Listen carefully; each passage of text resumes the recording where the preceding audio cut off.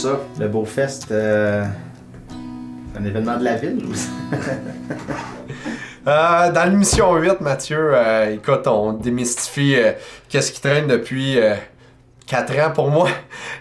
L'organisation du Beaufest, c'est pas la ville de Beauharnois qui prend en charge cet événement-là, mais plutôt la ville de Beauharnois vient partenaire du Beaufest. C'est vraiment le comité organisateur qui est un organisme à but non lucratif qui s'est créé, oui, avec l'aide de la ville, c'est sûr et certain.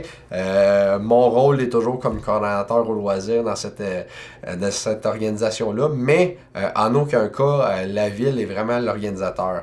La ville va aider par le prêt de ressources.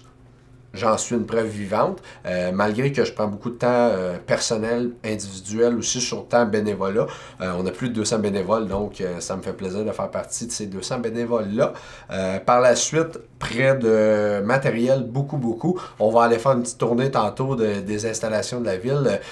On a vécu les 3-4 dernières années aussi beaucoup d'achats de matériel, mais c'est toujours, puis ce qui est important de comprendre, c'est toujours le comité organisateur qui procède à ces achats-là et non la ville de Beauharnois. La ville de Beauharnois prête des ressources. On a des menuisiers à l'interne, on a un électricien, on a plusieurs ressources, on a des manœuvres.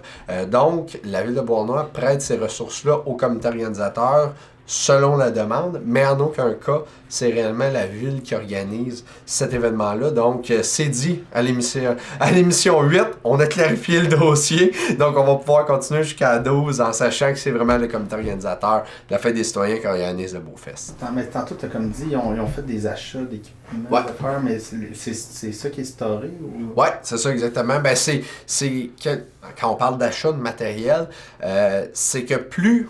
Encore là, on va continuer avec le principe de la roue et de l'engrenage. Plus on a d'activités, plus la demande est présente pour de l'acquisition de matériel, plus la ville est enclin aussi. Je pense juste, on va le voir tantôt, on va aller faire un petit tour dans nos rangements aussi. On n'a jamais montré ça au grand public non plus. C'est un peu la première fois. Mais je pense juste ici, puis je vais donner un exemple, la Fête des citoyens, la Fête gourmande, qui sont 2 événements. Un, pris en charge par la Chambre de commerce, qui est la Fête gourmande, et la Fête des citoyens, qui est pris en charge par le comité de la Fête des citoyens. Ces activités-là demandent, oui, de la logistique, électricité. Donc, la ville, devant ce défi, a décidé, avec son électricien, de construire des panneaux expressément, je vais vous le montrer tantôt aussi, des panneaux, mais qui donnent de l'électricité comme l'équivalent d'une maison.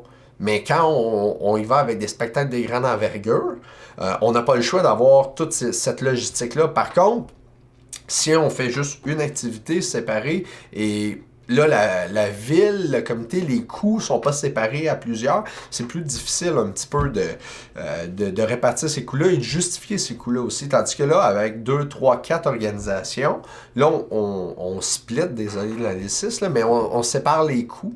Et ainsi, on peut posséder du matériel, ce qui fait qu'avec les années, les 3-4 dernières années, il y a des coûts qui se sont répartis. Parfois, c'est un partenariat entre la ville et les comités organisateurs. Des fois, c'est les comités organisateurs que d'eux-mêmes font l'achat. Et ensuite, moi, je vois il y a certains matériaux qui sont prêtés, là, qui appartiennent à la Fête gourmande, qui sont prêtés à la Fête des citoyens. La Fête des citoyens prête à la Fête gourmande. La Fête des citoyens prête à la ville, tout ça. Donc, on a un échange là, très, très communautaire, ce qu'on pourrait pas voir nécessairement aussi. C'est un luxe qu'on a, mais plus dans les entreprises privées où des fois, c'est plus difficile. Vraiment, il y a un aspect communautaire qui fait que la ville en profite, les comités organisateurs en profitent. Il y a plusieurs matériels aussi. C'est une entente que le comité de la Fête des citoyens a. On range leurs matériaux qui leur appartiennent dans nos rangements à nous. Par contre, en échange, eux nous prêtent ce qui leur appartient pour d'autres activités qu'on a aussi à Beauharnois, qui sert de toute façon à nos citoyens et à nos citoyennes. On vient, on va faire jouer dans l'émission 12, Joanne.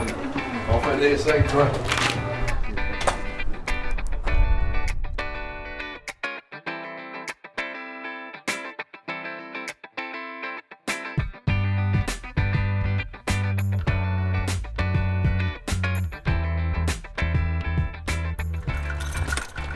Un rangement qui sont super bien sécurisés, fait que aucune chance de vol. Tranquillement. On va ouvrir ça. Donc, la preuve que c'est vraiment notre emplacement. On a vraiment nos coroplaces ici. Vraiment des sections, ça a été fait dans les années. On a les. Si on fait la tournée, on a un peu les scènes ici qui servent sur la grande scène. Souvent, les joueurs, dans les groupes, les drums, on met les drums sur des razors qu'on appelle dans les défis techniques qui obligent ça un peu. Aussi, quand on a sous le chapiteau, toujours des groupes locaux ou régionaux un petit peu, on les installe sur cette scène-là. C'est vraiment des panneaux de bois qui ont été confectionnés. Pour pas le nommer, par le maire aujourd'hui de la ville de Beauharnois. Il était pas maire à l'époque, il était bénévole, mais il est encore bénévole dans le comité. Mais Bruno a construit tout ça, puis on les installe sur des caisses de lait, on ferme avec des jupes, donc c'est vraiment une section, mais dans notre rangement, vraiment tout est fait en conséquence. Toutes les coroplaces aussi qu'on met dans les triptyques aux entrées de la ville pour la pub, mais on a plusieurs activités là.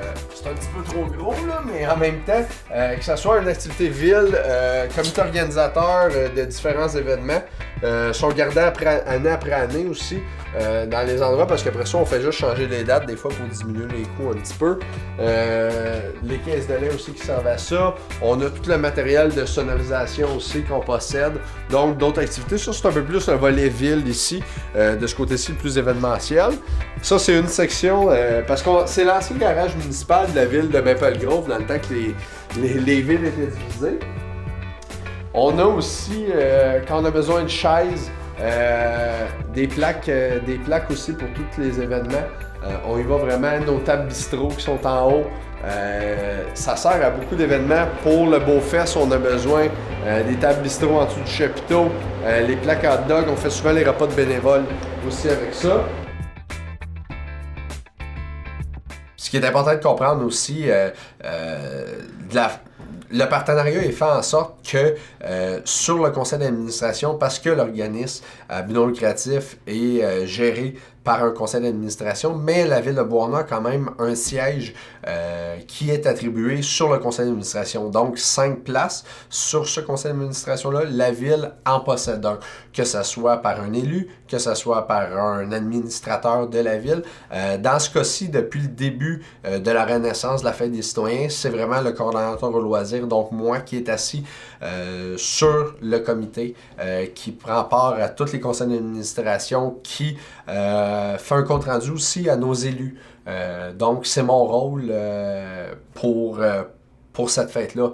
Donc, le Beaufest, je suis même aussi, je prends de mon temps de charge au quotidien. Là, moi, je vais travailler sur ces dossiers-là parce qu'on a amené aussi, le comité organisateur a amené cet événement-là à un niveau supérieur, je dirais. Donc, de penser d'y aller sans permanence aussi, sans personne qui peut faire les liens aussi. Parce que quand on parle, ce qui est important de comprendre, parce que des fois, il y a des fermetures de rue, il y a des protocoles d'entente à faire avec des commissions scolaires, avec des partenaires majeurs aussi, des institutions gouvernementales. On ne peut pas complètement se détacher de la ville non plus parce que tous ces liens-là, on les possède, nous, à la ville, que ce soit par le conseil municipal, que ce soit par la direction générale, par les fonctionnaires. Donc, c'est sûr que la ville fait partie prenante de cette organisation-là, mais en aucun cas est 100% responsable en même temps. Mais c'est un peu le rôle que je m'amuse à jouer dans ce petit comité-là. Pour une ville, ça va être le fun, en fait, justement, parce que ça l'amène à une nouvelle activité, mais sans avoir trop le stress d'elle-même pousser l'argent.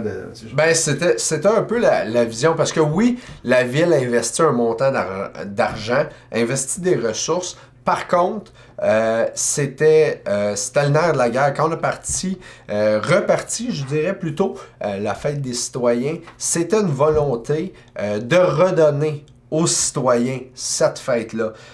On se fera pas de cachette et on avait un mandat clair. Si c'est pas pris en charge par des citoyens, par des gens de chez nous, qu'il n'y a pas une volonté citoyenne, cette fête-là, on n'embarque pas dedans.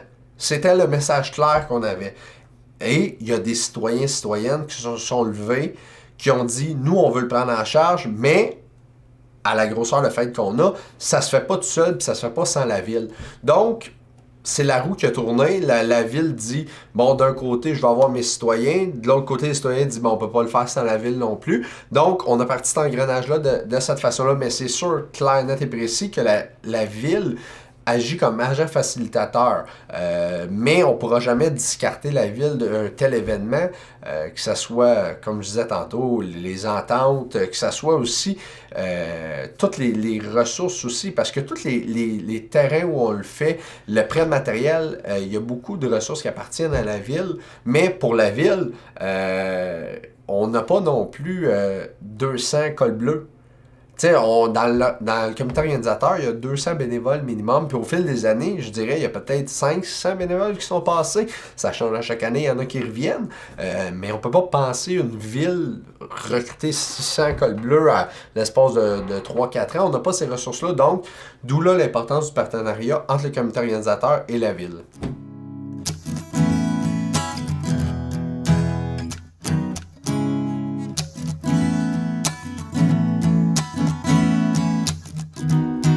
Ça, vraiment, ça a été une construction faite par la ville, par nos menuisiers.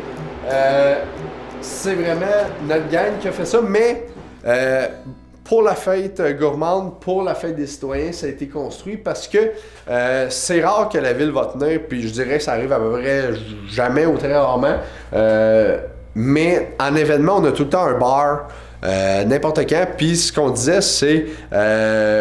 on a 6-7 événements qui utilisent à peu près ces bars-là, donc ils sont dans 3 sections, on les visse et ça fait vraiment les présentoirs de bars. Mais c'est une confection vraiment qui est venue par la Fête des citoyens, mais fait en collaboration avec la ville.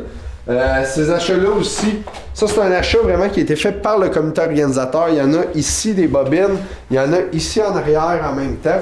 C'est vraiment les besoins électriques. On parle de peut-être l'équivalent de 2 maisons en électricité pour fournir une scène. Là. Quand on parle des gros shows comme les Cowboys Fringants l'an passé, on parle de 400 ampères. Là. Pour les gens un peu qui connaissent moins ça, là, c'est l'équivalent de ce que... Habituellement, les maisons ont 200 ampères là, pour fournir la maison, un chauffage régulier à l'électricité, mais ces bobines-là ont été achetées vraiment parce que c'est les sorties électriques. On se connecte directement au bâtiment, exemple, de l'école secondaire, mais on parle d'un investissement de 6-7 000 là, juste pour ça. Par contre, si on fait du temporaire, ça coûte 2 000-3 000 par édition. Mais les régates peuvent s'en servir, la fête des citoyens, après ça, la journée familiale, la fête optimiste aussi. Donc, c'est vraiment un achat qui est prêté par le comité de la fête des citoyens. Donc, en même temps, les tables, les chaises bistrot. Quand on a des verres d'événements, tout ça, ici, tout le matériel qui est là. Le sofa ici, les artistes pour leur loge, on range nos sofas, mais on s'en sert dans d'autres événements aussi en même temps.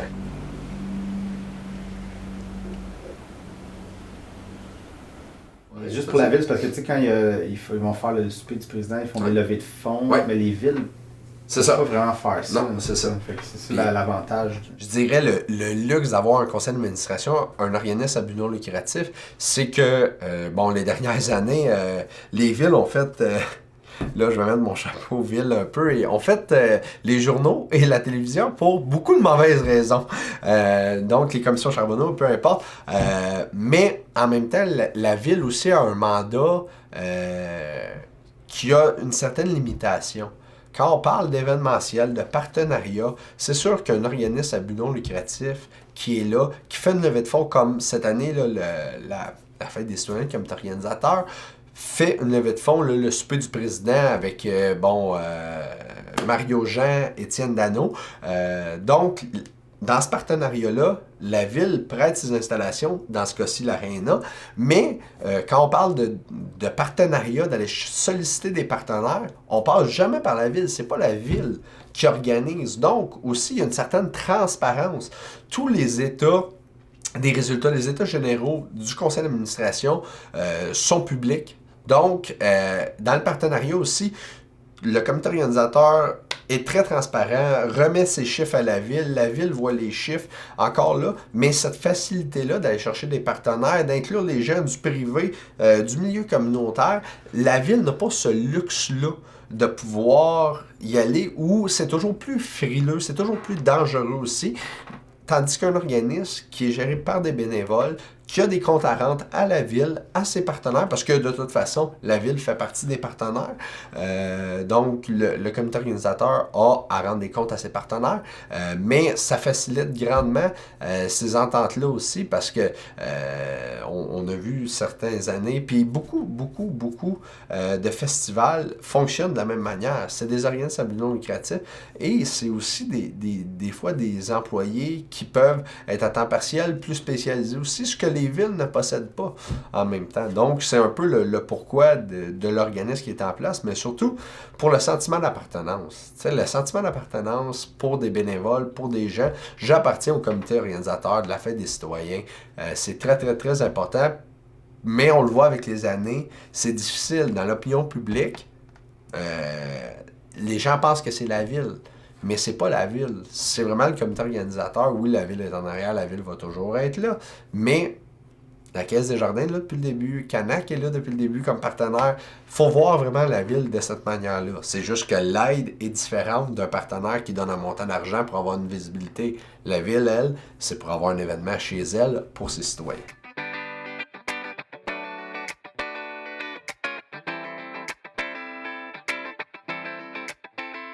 Les objets promos.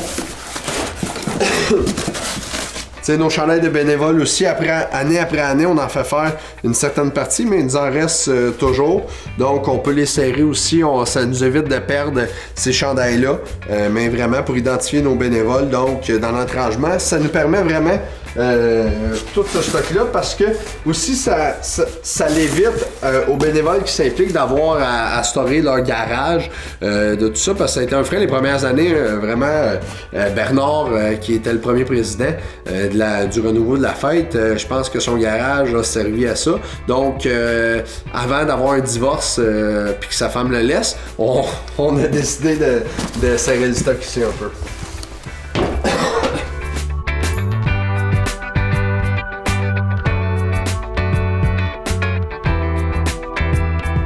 C'est pas plus compliqué que ça, mais c'est vraiment, ce storage-là sert aussi. On a un deuxième étage, mais qui est plus les accessoires de la ville aussi. On a les accessoires de tout ce qui est canjo, mais on peut s'en servir aussi pour tout ce qui est événement de notre côté. Donc, c'est vraiment le mobilier qui est prêté à tout ce qui est événementiel. Appartient à la ville, appartient au comité organisateur. On a aussi, tu sais, parce que comme au souper du président à l'Arena, on a tous les travers. C'est les employés de la ville qui construisent la scène parce qu'on a des exigences des artistes. Donc, la scène doit être une telle hauteur pour pouvoir faire un bon spectacle, pour que les gens assis voient correctement. Donc, on a vraiment tout le bois qui est ici, sert à assembler ce qu'on a vu tantôt, les scènes 4x8 là, qui a été construit par M. Tremblay. Mais donc, on a vraiment, puis année après année, ça se renfloue le stock. Je dirais, on a commencé si on n'avait pas les 3 portes. Là, je vous dirais qu'on était à la veille d'avoir besoin de plus que 3 portes.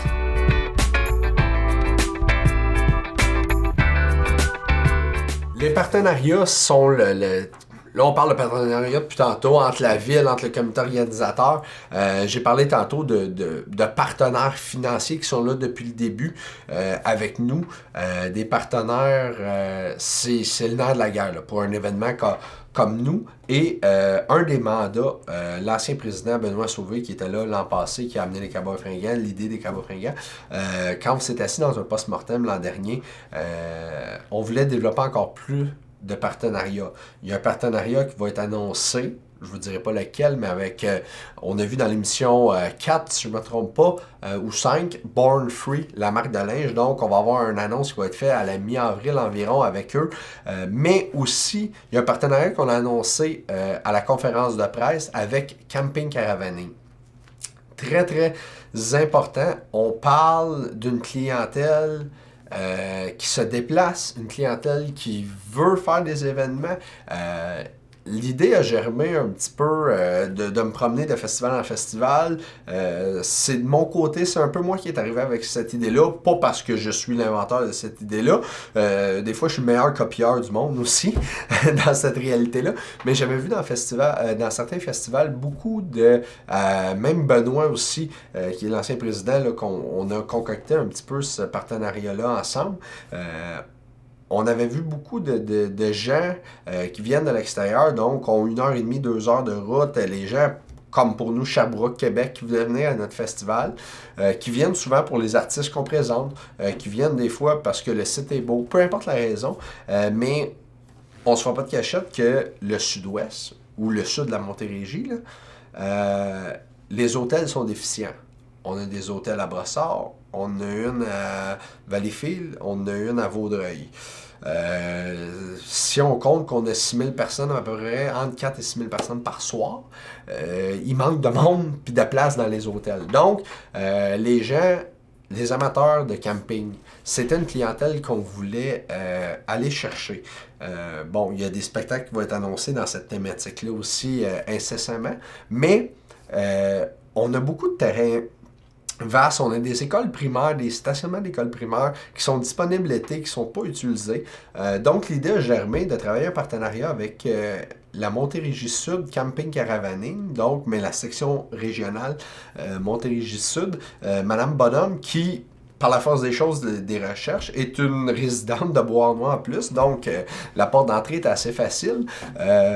Pour travailler en partenariat, eux ont l'expertise, se promènent de fin de semaine en fin de semaine dans les festivals et créent des partenariats. Donc, cette année, on a annoncé à la conférence de presse qu'on accueillait un site de minimalement 50 VR, donc des véhicules roulants, des roulottes, peu importe, pour les gens qui viennent au festival. Le site est offert gratuitement. La seule chose, c'est que quand vous êtes sur le site du VR, il faut réserver votre place par l'association régionale, mais aussi, il y a l'achat de billets obligatoire, là. Donc, les tarifs cette année, on va annoncer au mois d'avril les tarifs, mais on s'en vient avec un passeport parce que la fête s'en vient va normalement prendre une journée de plus.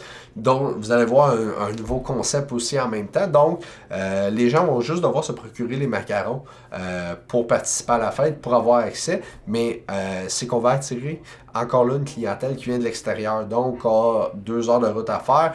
On va avoir aussi des groupes qui viennent des États-Unis. Je ne vous nomme pas lequel ou lesquels, mais encore là, donc, on est collé sur les lignes américaines. On va attirer une clientèle aussi qui touche les États-Unis. On veut ratisser, on a une vision beaucoup provinciale, régionale, à la hauteur du Québec. On veut se positionner. Donc, l'idée du site de véhicules roulants, de VR, répond à ce besoin-là. Puis même, on a une possibilité, là, s'il y a demande, de doubler cet effectif-là aussi. On a plusieurs stationnements à proximité, on a plusieurs emplacements qui nous permettent de tenir ces sites de VR-là. Mais encore là, on ne voulait pas le faire. Puis nous, c'était une volonté. On ne veut pas la faire tout seul. Les partenaires sont le nerf de la guerre dans notre événement. Les gens de Camping Caravaning, Montérégie Sud, ont une expertise.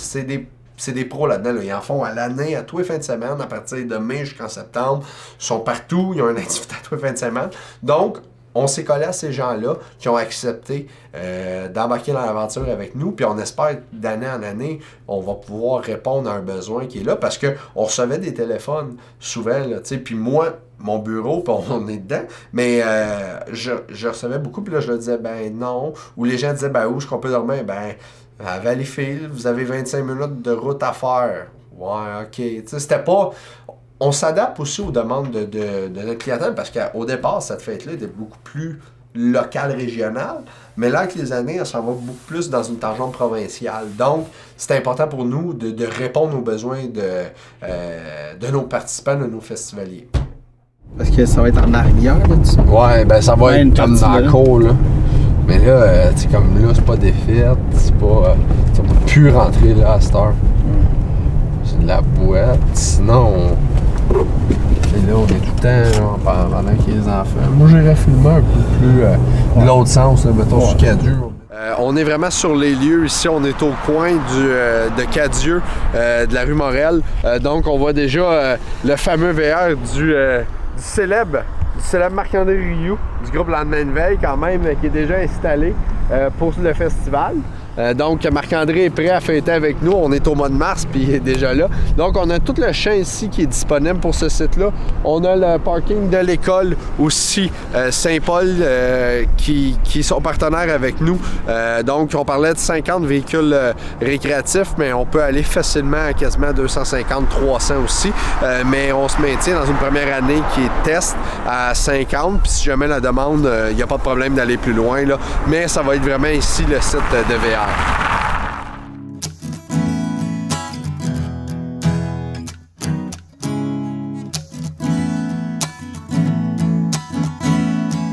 Au niveau du site de VR, là, si on se promène de l'autre côté, on se retourne ici, en fin de compte. Donc, on voit l'école secondaire qui est le lieu de l'événement. Donc, on parle peut-être là d'un 200 mètres, 300 mètres environ. On a Alex qui est là, qui passe. Il a fait son stop, c'est excellent. Donc, vraiment, on est à proximité du site. C'était la clé aussi de création de ce site-là. Donc, les gens n'auront même pas besoin de prendre leur véhicule, vont laisser leur VR là, vont avoir accès au site à pied sans problème.